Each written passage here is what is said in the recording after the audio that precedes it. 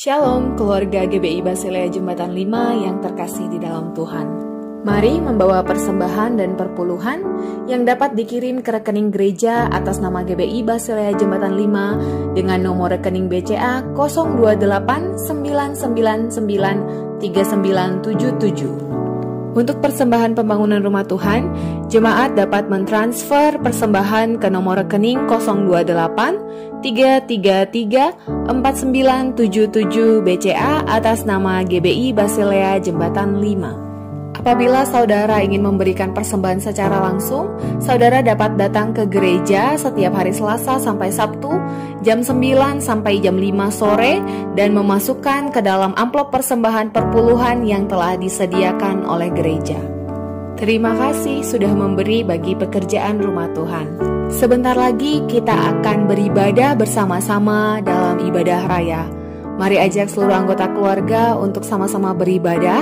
Berpakaianlah yang rapi, cari posisi duduk yang terbaik, gunakan smartphone, iPad, laptop, atau smart TV Anda.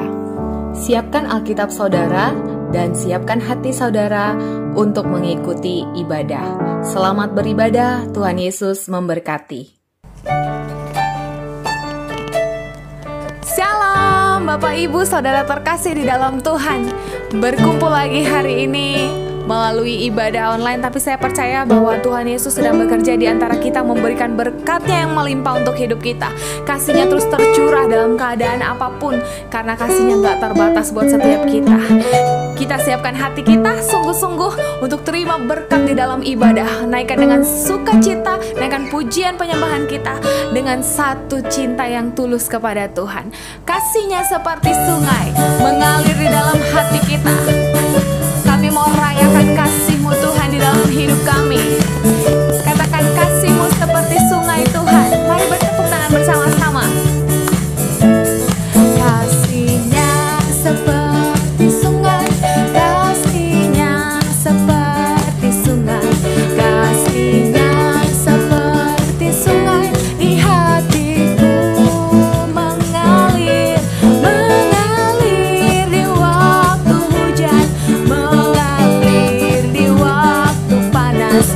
Kasih-Nya seperti sungai di hatiku, damainya, damainya seperti sungai, damainya seperti sungai, damainya seperti sungai di hatiku, mengalir, mengalir di waktu hujan, mengalir di waktu panas. Damainya seperti sungai di hatiku, berkat-Nya, berkat-Nya seperti sungai, berkat-Nya seperti sungai, berkat-Nya seperti sungai di hatiku, mengalir, mengalir di waktu hujan, mengalir di waktu panas. Berkat-Nya seperti sungai di hatiku. Dengan iman katakan berkat-Nya, berkat-Nya seperti sungai di hatiku, berkat-Nya, berkat-Nya seperti sungai di hatiku. Kami telah terima kasih setia-Mu, kami terima berkat-Mu, kami terima damai dan sejahtera-Mu Tuhan di dalam hidup kami. Dan kami tahu bahwa hanya di dalam hadirat-Mu saja kami temukan kasih-Mu, kami temukan damai dan sejahtera-Mu, kami temukan iman dan kekuatan kami hanya di dalam hadirat-Mu Tuhan. Kami mau berdiam dekat Bapa, kami mau katakan ini kami. Dan kami rindu pelataran-Mu, dan kami rindu hadirat-Mu Tuhan, dan kami rindu wajah-Mu. Ku berdiam, ku berdiam dekat Bapa, semakin indah, indah ku rasa. Aku dilayakan, aku dilayakan untuk memuji Dia. Kudus, kuduslah Raja segala raja. Ku bernyanyi bagi Dia, korban terindah akan ku sembahkan. Katakan pujianku naikkan, pujianku naikkan. Jiwaku bersorak, aku diangkat, semakin dekat dengan Bapa. Dalam hadiratnya ku rasa bahagia. Dalam hadiratnya ada damai dan sejahtera. Dalam hadiratnya ku temukan iman kekuatan. Dalam hadiratnya ku temukan kasih-Nya. Kami berdiam dekat-Mu, ku berdiam dekat Bapa. Semakin indah, indah ku rasa.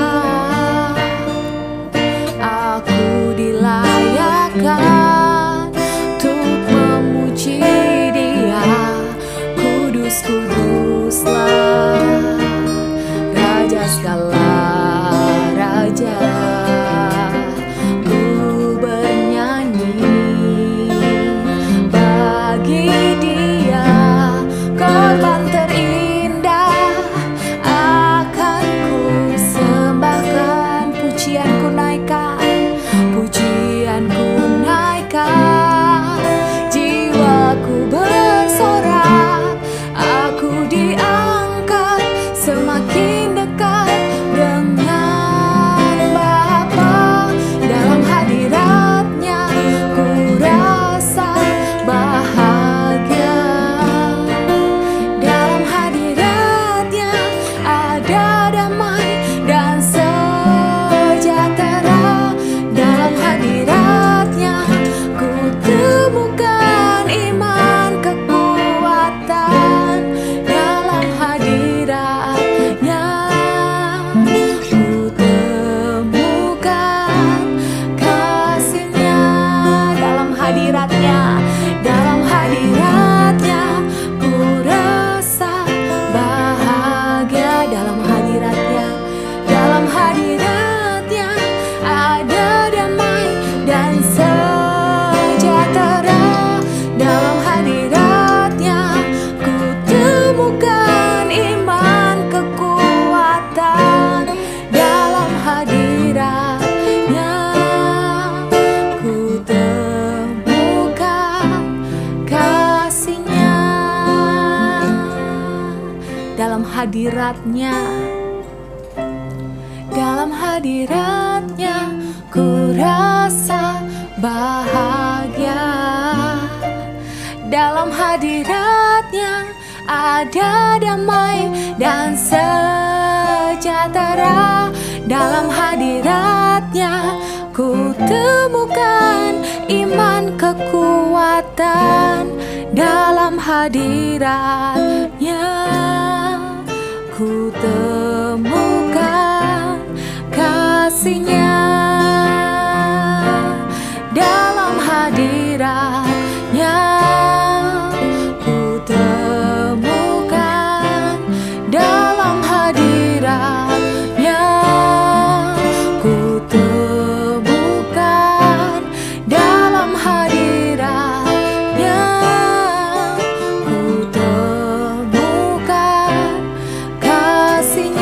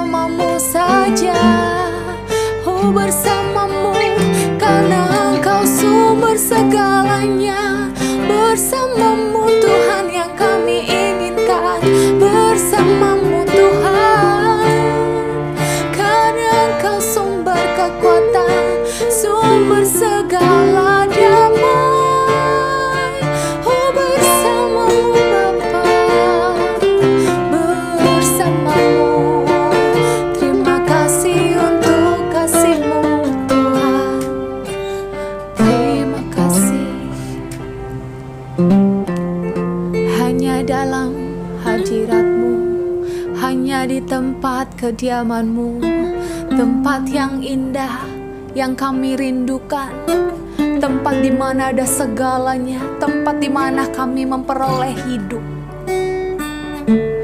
di dalam Engkau Tuhan. Satu hal yang ku rindu, katakan sama-sama, berdiam di dalam rumah-Mu. Satu hal yang ku pinta, aku mau menikmati bait-Mu, menikmati bait-Mu Tuhan.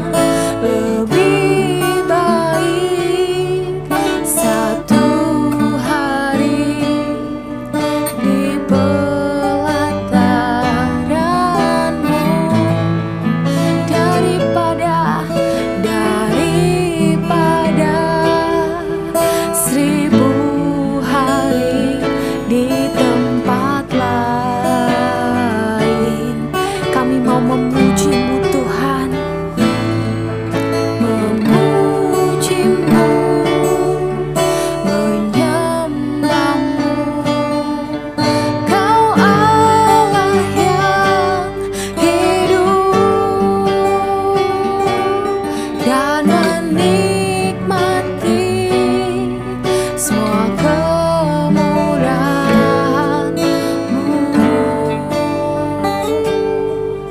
Satu hal yang kami rindukan Tuhan, satu hal yang ku rindu,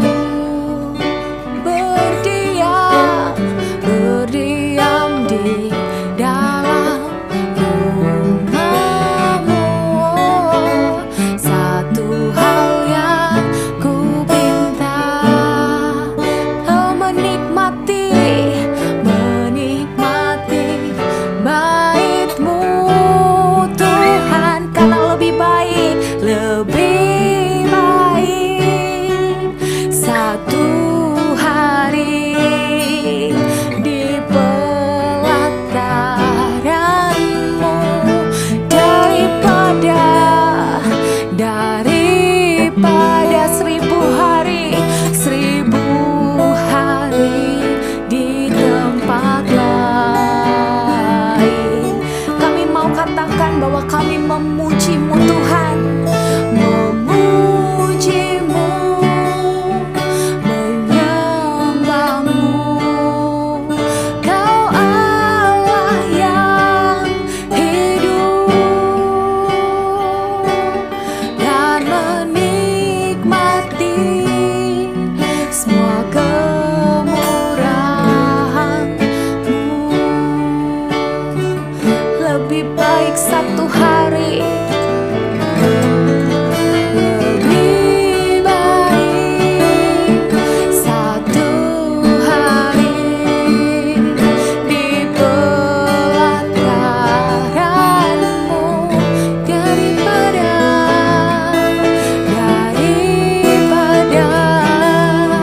1000 hari di tempat lain.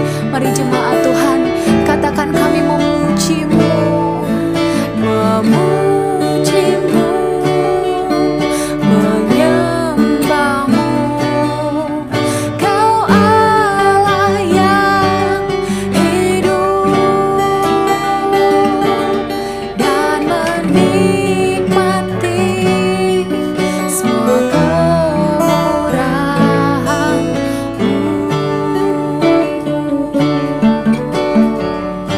Dan menikmati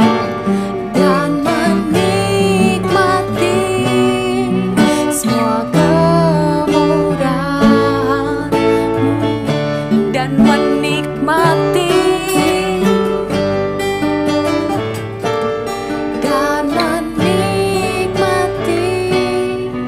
semua kemurahan-Mu.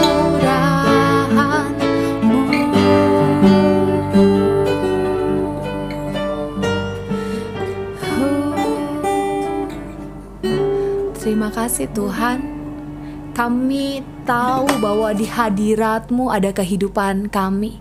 Di hadirat-Mu kami temukan kasih-Mu, damai-Mu, dan sejahtera-Mu.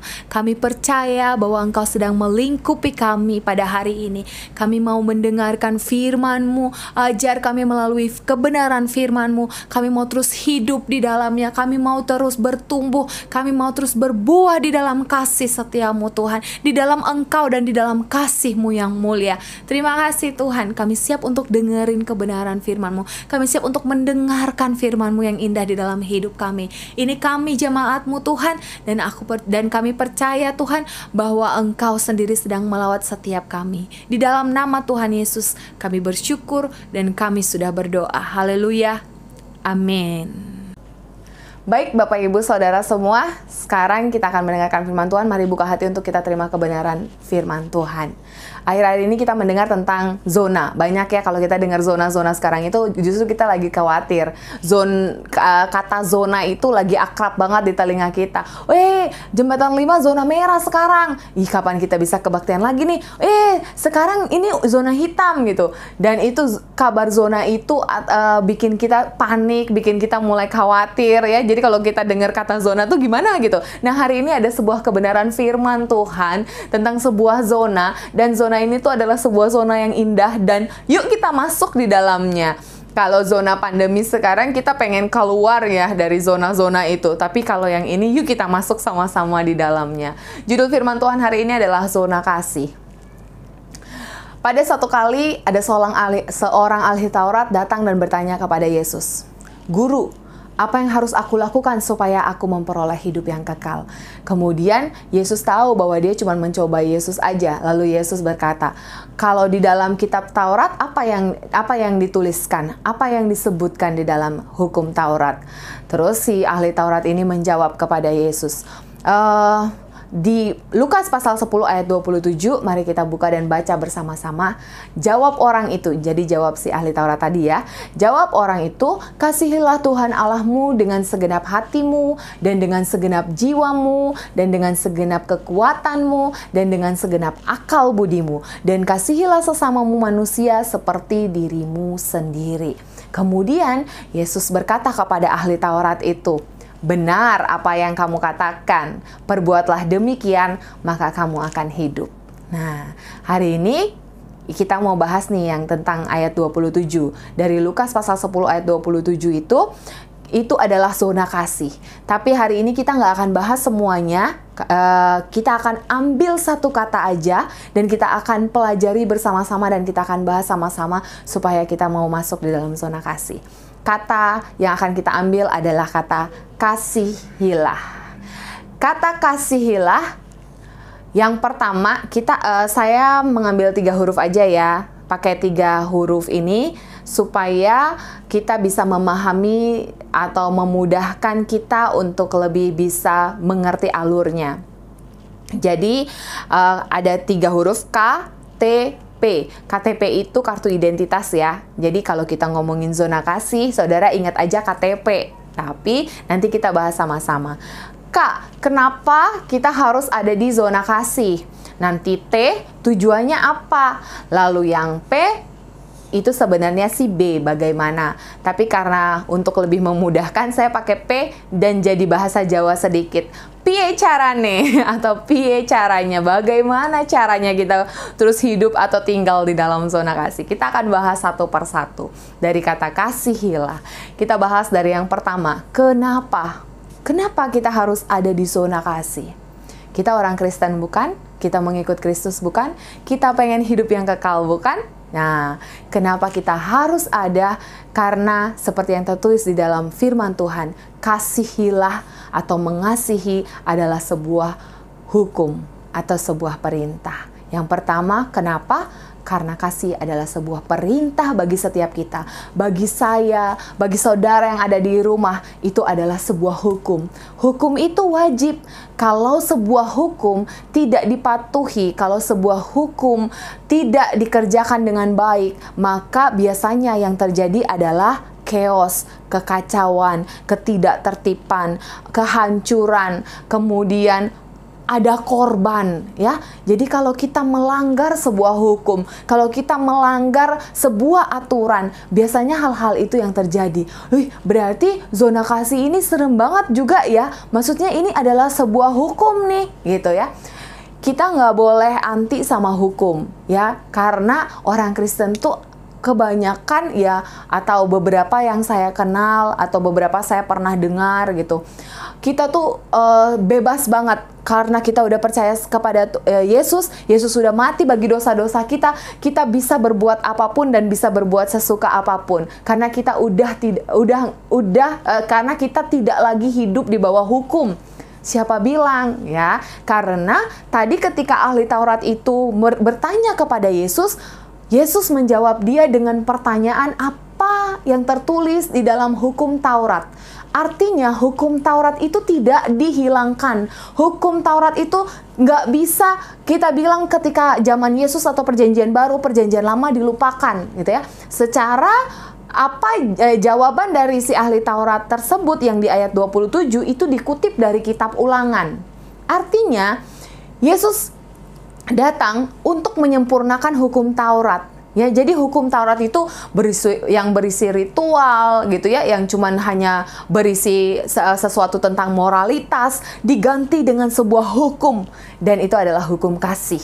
Ketika bicara tentang kasihilah, itu adalah sebuah perintah seperti makanlah, tidurlah, pergilah. Nah, kasihilah, kata Yesus. Saudara, segala sesuatu yang ada di dunia ini itu ada hukumnya, itu ada aturannya, itu ada rules-nya. Kalau itu dilanggar, yang tadi saya bilang, sebuah hukum yang dilanggar atau aturan yang dilanggar, itu pasti mengakibatkan sebuah kerusakan. Misalnya, tubuh kita ini bekerja dengan hukum, dengan sebuah aturan, ya, dengan sebuah aturan. Bahkan gravitasi aja ada hukumnya, ada hukum alam, ada hukum fisika, ada hukum dalam pencernaan pun ada aturannya gitu. Kalau kita makan terlalu banyak, makan keras, makan yang banyak gasnya, apa yang terjadi? Kita nggak bisa, lambung kita mencernanya misalnya agak susah, lalu asamnya mulai naik gitu. Terjadi kerusakan karena nggak pada aturannya, karena nggak pada rules-nya gitu. Segala sesuatu yang ada di dunia ini tuh ada aturannya. Bahkan kalau kita bilang, tapi kan Yesus sebenarnya sudah memerdekakan kita semua gitu. Jadi kita bebas loh. Kita harus tahu bahwa kita ini orang-orang yang dibebaskan dan dimerdekakan. Tapi jangan salah konteks, karena pada saat Adam dan Hawa hidup di Taman Eden, mereka juga punya hukum. Bener nggak? Mereka nggak bebas sebebas-bebasnya, karena kebebasan itu sebenarnya punya musuh. Musuhnya adalah kebebasan itu sendiri. Waktu di Taman Eden, itu ada rules-nya, itu ada hukumnya. Tuhan bilang, kamu boleh makan dari pohon mana aja dan apa yang ada di sekelilingmu. Tapi jangan makan dari buah dari pohon pengetahuan baik dan jahat.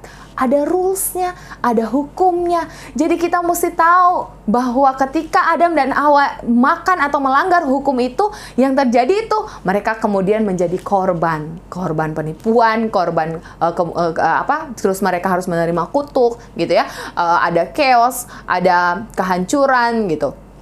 Jadi ketika kita bicara tentang kasih, kita bicara zona kasih, kita bicara tentang kasihilah, kita mesti tahu bahwa ini adalah sebuah hukum dan ini adalah sebuah perintah yang harus kita lakukan sebagai anak-anak Tuhan, sebagai orang-orang yang percaya.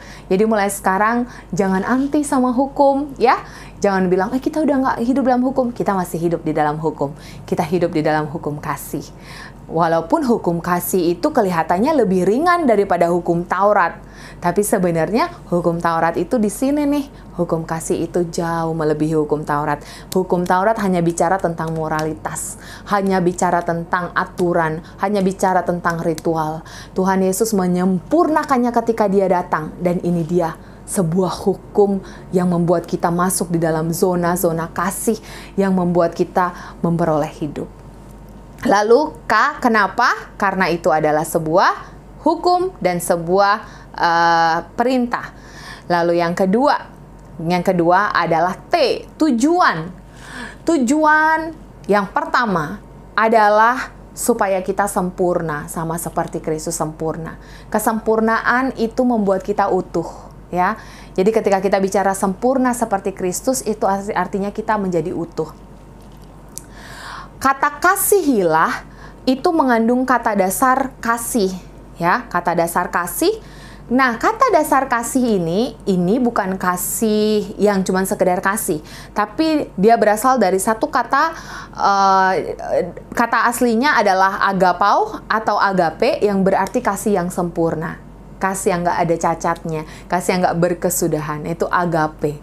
Kita mengenal ada beberapa jenis kasih, ada 5 kalau di dalam Alkitab. Yang pertama tadi agape, yang kedua ada eros, ada phileo, ada storge, ada telo, itu ya. Kasih kepada diri sendiri, kasih kepada keluarga, kasih kepada pasangan, ya, kasih kepada orang tua dan lain sebagainya. Nah, kita mengenal kasih-kasih tersebut. Tapi kasih eros dan lain sebagainya, storge, itu semua itu bukan kasih yang disuruh sama Tuhan. Hati-hati. Karena Tuhan bilang di ayat 27 itu tentang kasihilah itu agape lah.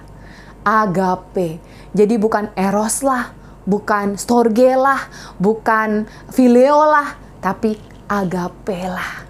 Nah, untuk masuk dalam zona kasih itu, kenapa kita harus ada di zona kasih, dan tujuan apa sih yang Tuhan mau buat setiap kita untuk kita ada di dalam zona kasih ini, adalah supaya kita sempurna. Karena kalau kita hanya ada di dalam kasih yang tidak sempurna, seperti ada 4 kasih yang tadi saya jelaskan yang bukan agape, itu membuat kita nggak utuh. Saudara pernah nonton Amazing Spider-Man? Nah, Amazing Spider-Man itu cerita tentang si Peter Parker yang menjadi superhero, ya, karena digigit laba-laba. Tapi saya akan cerita tentang sebuah scene di mana waktu itu dia kehilangan pamannya. Jadi dia hidup bersama paman dan bibinya. Paman dan bibinya ini membesarkan dia dengan penuh kasih sayang. Peter Parker ini sangat sayang sama paman dan bibinya. Nama pamannya Paman Ben dan bibinya Bibi May. Jadi mereka mengangkat dia karena orang tuanya sudah meninggal, lalu dibesarkan, diberi kasih sayang. Dia sangat mengasihi keluarganya. Satu ketika dia pergi ke sebuah minimarket. Di minimarket tersebut dia mau beli sebuah minuman, tapi uangnya nggak cukup. Karena uangnya nggak cukup, dia bilang sama si kasir dia mau ngambil dari yang uang tip di situ hanya beberapa sen. Si kasirnya bilang gini sama dia, kalau kamu nggak punya uangnya, rulesnya adalah kamu nggak bisa dapat barangnya, gitu ya. Si kasirnya berkata seperti itu kepada si Peter. Kemudian si Peter kesal dan akhirnya dia memutuskan untuk keluar dari minimarket tersebut. Sebelum keluar, orang yang mengantri di kasir di belakang dia itu ternyata seorang pencuri atau perampok.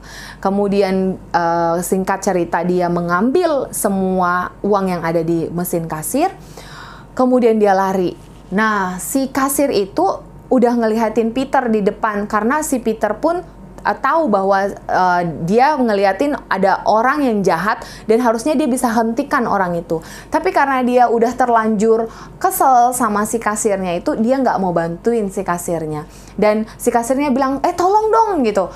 Si Peternya bilang gini, maaf, itu tidak sesuai dengan rule saya. Kalau kamu nggak bisa ngejar dia, ya udah, gitu. Jadi dia seakan-akan mau balas dendam sama orang yang menurut dia jahat sama dia. Kemudian gak berapa lama terdengar suara tembakan dari sisi seberang jalan. Dor, gitu ya. Suara tembakan kayak suara balon pecah ya. Terus si Peter Parker ini kemudian ngelihat ke arah seberang jalan itu. Kemudian dia menemukan bahwa pamannya meninggal ditembak. Yang nembak siapa? Yang nembak adalah si pencuri uang di kasir minimarket tadi, yang seharusnya dia bisa bantuin si kasir untuk nangkapin si pencuri, dan pencuri itu nggak mungkin bunuh Uncle Ben. Tapi dia kehilangan keluarganya. Seseorang yang sangat dia kasihi, dia kehilangan. Hanya karena dia gagal untuk mengasihi orang lain. Hanya karena dia gagal untuk melihat bahwa kasih itu nggak sesempit itu. Ya, kasih itu, makanya ketika Tuhan minta kita untuk berada di dalam zona kasih, Tuhan mau kasih kita keutuhan.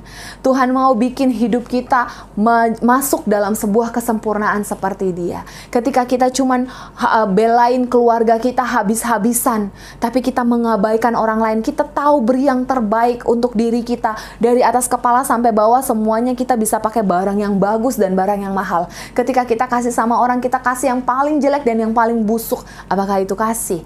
Itu nggak utuh. Ketika kita sama pacar kita, ya, kita pikir cinta itu adalah memberikan segalanya. Lalu kita memberikan tubuh kita, berpacaran tapi kita nggak kudus gitu ya. Kita pikir itu romantisme semata gitu. Lalu kita mulai mengorbankan hal-hal yang lain, seperti kita mengorbankan keluarga kita mengorbankan perasaan orang tua kita hanya memikirkan diri kita sendiri. Karena apa? Karena kita nggak utuh. Karena kita pikir kita lagi cinta, kita pikir kita lagi masuk dalam sebuah cinta. Tapi kalau bukan agape, maka kita nggak utuh. Itulah sebabnya Yesus bilang agape lah. Kata agape atau kata kasih itu membuat kita utuh dan membuat kita sempurna seperti Kristus. Masuk di dalam zona kasih berarti Tuhan memberikan kita sebuah jalan, sebuah cara untuk sempurna seperti Dia, untuk menjadi utuh. T yang kedua, tujuan yang pertama tadi untuk menjadi yang sempurna. Lalu T yang kedua adalah supaya kita hidup. Setelah ahli Taurat itu menjawab, kasihilah sesamamu bla bla bla bla, jawab Yesus kepada ahli Taurat itu adalah, perbuatlah demikian. Sebab itu yang akan memberikan kita hidup. Maka kamu akan hidup. Jadi ketika kita ada di dunia ini, manusia itu berbeda, saudara, ya, sangat berbeda. Saya dengan suami saya itu berbeda. Isi kepala saya dengan isi kepala dia tuh berbeda. Itu baru saya dengan suami saya. Cara kita memandang sebuah masalah berbeda. Cara kita buang sampah beda. Cara kita menanggapi sesuatu dengan perasaan atau dengan logika sudah berbeda. Saya dengan orang lain semuanya berbeda.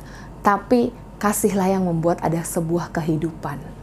Kasihlah yang membuat perpecahan itu menjadi enggak ada nilainya dan enggak berarti ketika kasih itu sudah mulai masuk. Benar gak? Dan itulah yang membuat rasanya hidup. Ya, karena tanpa kasih mau ngapain? 1 Korintus 13 bilang begini, sekalipun aku bisa berkata-kata dalam bahasa manusia dan bahasa malaikat, tapi kalau aku nggak punya kasih, itu kayak ngomong tapi nggak ada artinya. Itu walaupun kita tuh jago ngomong, bisa bahasa Inggris, bahasa Prancis, bahasa apalah, Ibrani, Yunani, semua kita bisa, semua bahasa. Plus ditambah lagi kita ngerti malaikat ngomong apa.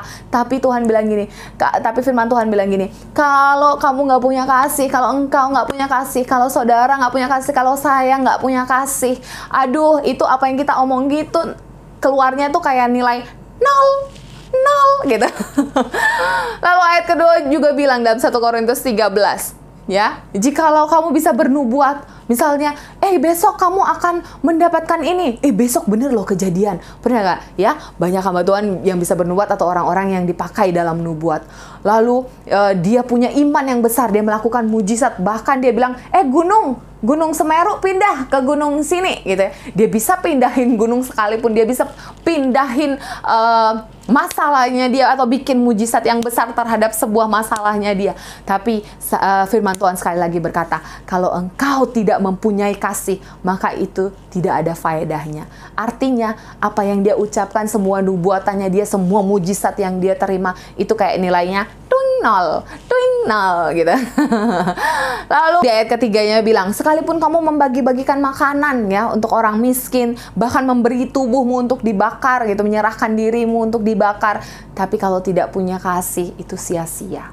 Jadi semua pekerjaan yang kita lakukan, semua, saya bisa bilang, semua di dalam keluarga, di dalam pekerjaan kita, sebagai seorang programmer, sebagai seorang akuntan, sebagai seorang bisnismen, sebagai seorang wirausaha, sebagai seorang pendeta, sebagai seorang pelayan, sebagai seorang guru sekolah minggu, apapun yang kita kerjakan, apapun itu, tanpa kasih, itu sia-sia. Wah, sebermakna itu kasih. Iya, karena kasih itulah yang membuat kita hidup. itulah kehidupan yang sebenarnya, baik untuk hidup sekarang maupun untuk kehidupan kekal yang akan datang. Kita berjalan dalam zona kasih. Kita gak bisa kalau tanpa kasih. Karena jatuhnya mungkin kita hanya seorang humanis mengasihi dengan cara manusia. Mengasihi karena takut ditolak oleh lingkungan sosial. Mengasihi karena kita berpendidikan dan kita mempunyai pengetahuan yang baik tentang social attitude. Tapi itu buat apa? Kalau kita nggak hidup di dalam zona kasih. Karena zona kasih menawarin kita dua tujuan. Memberikan kita dua tujuan. Yang pertama adalah kesempurnaan. Lalu yang kedua adalah hidup. Poin ketiga, ya tadi kita udah K, T, dan sekarang P. Piye caranya atau bagaimana caranya? Tidak ada hal yang lain dan tidak ada cara yang lain, saudara. Saudara nggak bisa cari cara dimanapun selain menuruti perintah Tuhan. Kan tadi satu, hukum. Ya udah, nggak ada cara lain untuk tetap ada di zona kasih selain menuruti perintahnya, menuruti hukumnya. Bener gak? Nah, poin 3 ini relate nih sama poin pertama, ya. Mau gimana lagi, kita harus menuruti. Yohanes pasal 15 ayat 10 berkata, "Jikalau engkau menuruti perintahku, maka engkau akan tinggal di dalam kasihku sama seperti aku menuruti perintah Bapa dan aku tinggal di dalam kasihnya." Artinya bahwa kalau kita menuruti perintah Tuhan di mana? Di Alkitab. Ya, di firman Tuhan. Firman Tuhan bukan cuman buat orang-orang yang mengabarkan firman Tuhan, pendeta atau guru atau dosen teologi gitu, bukan. Semua kita harus mengerti firman Tuhan supaya kita bisa hidup di dalam zona kasihnya Tuhan. Itu cara satu-satunya untuk hidup di dalam zona kasihnya Tuhan. Kalau enggak, nanti kita cuman jadinya hidup sebatas moralitas, humanisme, itu ya. Hidup dalam lingkungan sosial yang punya attitude atau aturan-aturan sosial tertentu. Tapi kita udah cukup puas dengan moralitas yang kita punya. Sehingga orang bilang kita orang baik, itu udah cukup. Itu nggak cukup. Ya, kalau kita mau jadi pengikut Kristus, kalau kita sekarang ada dan kita mau diberi hidup yang kekal, yuk kita masuk dalam zona kasih. Yuk kita masuk sama-sama dalam zona kasih. Kita nggak bisa beli buah di toko obat. Saya nggak mungkin datang ke sebuah toko obat di Glodok, kok beli apel 1 kilo dong. Terus kalau dia bilang, lah di sini bukan jual buah. Kalau mau beli buah, beli di pasar buah. Ini jual obat, gitu ya. Sama, tidak ada satupun, gitu ya. Kita nggak bisa pergi ke tempat lain selain Yesus. Gak ada satupun tempat yang nawarin kasih yang sejati selain di dalam Yesus, selain di dalam firman-Nya. Di masa pandemi ini, ayo kita bangkit lagi untuk kita mendengarkan firman Tuhan, kita mencari firman Tuhan, kita menggali firman Tuhan, kita banyak intim sama Tuhan, kita berdoa kepada Tuhan, kita ambil waktu kita untuk kita ada di dalam zona kasih-Nya Tuhan. Kita menuruti perintahnya, dengan cara menuruti perintahnya.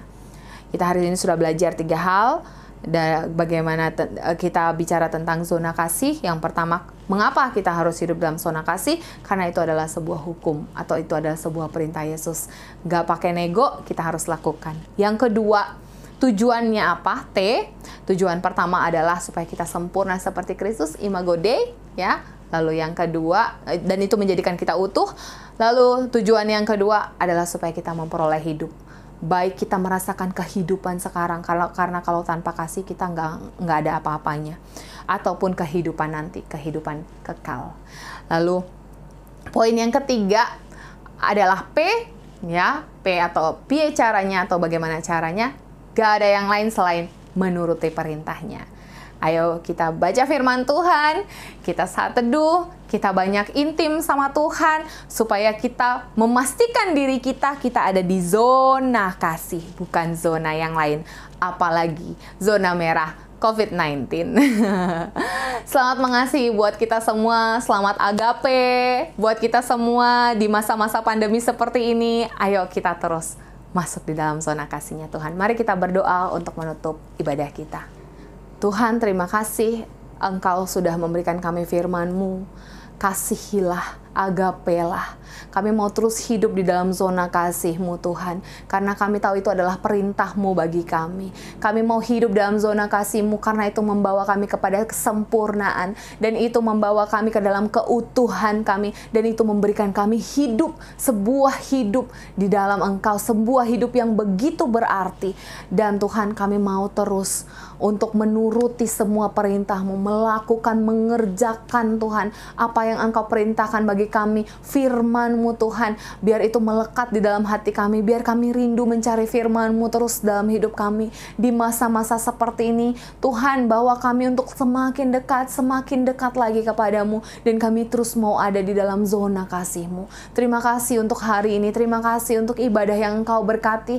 Kami percaya bahwa Engkau sedang memberkati setiap kami dimanapun kami berada. Ada kekuatan Tuhan yang baru, ada kesehatan, ada pemulihan terjadi di antara kami, dan kami sungguh yakin bahwa damai sejahtera dan sukacita-Mu Engkau limpahkan bagi setiap kami. Terima kasih Tuhan untuk bangsa ini, terima kasih untuk apa yang terjadi hari-hari ini, karena kami percaya akan ada kebaikan Tuhan yang kami lihat setelah ini. Akan ada satu masa di mana kami lihat kemuliaan Tuhan, dan saat ini pun kami telah melihat bahwa kemuliaan-Mu sedang bekerja di antara kami, di antara bangsa kami, di bangsa-bangsa lain Tuhan, dan di seluruh dunia. Makasih Bapa, makasih untuk penyertaan-Mu, makasih untuk semua yang Engkau berikan dalam hidup kami. Terima kasih untuk kekuatan baru, terima kasih untuk firman-Mu yang hidup. Dalam nama Tuhan Yesus Kristus kami bersyukur dan kami siap terima berkat yang daripada Tuhan. Sidang jemaat yang dikasihi oleh Tuhan, engkau yang merindukan berkat yang datang daripada Tuhan, angkat kedua tanganmu, harapkan berkat yang datang daripada Tuhan. Segala berkat dan rahmat yang datang daripada Allah Bapa di surga, kasih karunia daripada Tuhan Yesus Kristus, pimpinan dan kuasa daripada Allah Roh Kudus, menyertai saudara dan saya mulai dari hari ini sampai dengan Maranatha, Tuhan datang kali yang kedua. Haleluya. Mari semua umat yang diberkati Tuhan, sama-sama kita katakan amin. Tuhan memberkati. Shalom.